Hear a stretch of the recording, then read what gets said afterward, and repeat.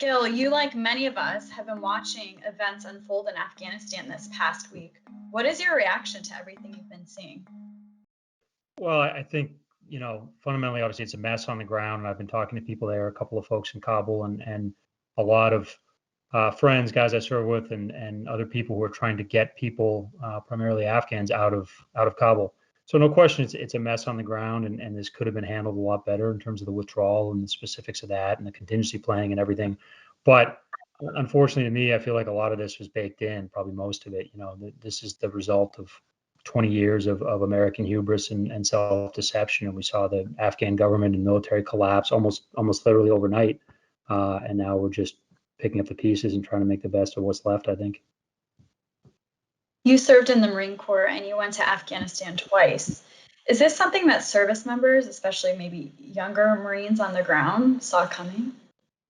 I think very few people saw it coming, and that's not to excuse, failures of intelligence, of forecasting, and of contingency planning, as I said, by the U.S. government, stretching back, this administration and far earlier in previous administrations.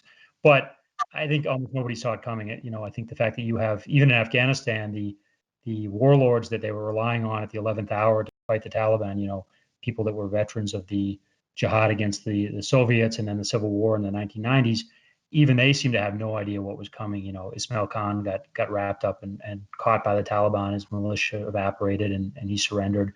The guys up north, Rashid Dostum and Atanor, fled to Uzbekistan. So I think, not to treat that as exculpatory, but I think this shocked virtually everybody. What was your opinion of the Afghan troops you worked with? It's kind of two-sided. On the one hand, so I worked with troops from the Afghan Border Police in my first deployment in 2011 to 2012, the ABP, and then later on a little bit interaction with a paramilitary force called the ANCOP, the Civil Order Police, and then I think probably ran into the local police, the real militia, on that second deployment as well. But on the one hand, I think nobody was particularly impressed by the fighting capabilities of these units, and it's not a Western conception of discipline, and it's not the same military culture we have in the U.S., right? And so they were, in my experience, they were sort of functional at the basic stuff in terms of holding checkpoints or coming on. We did some helicopter operations with the ABP on that deployment.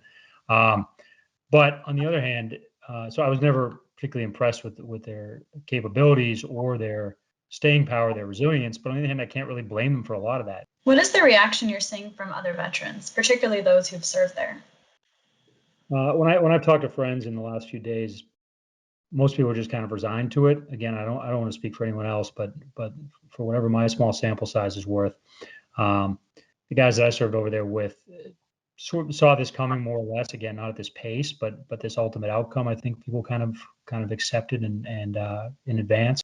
Again, most people I've talked to, and for whatever the polling's worth, are ready to be done with Afghanistan. Think it was a fool's errand. Certainly after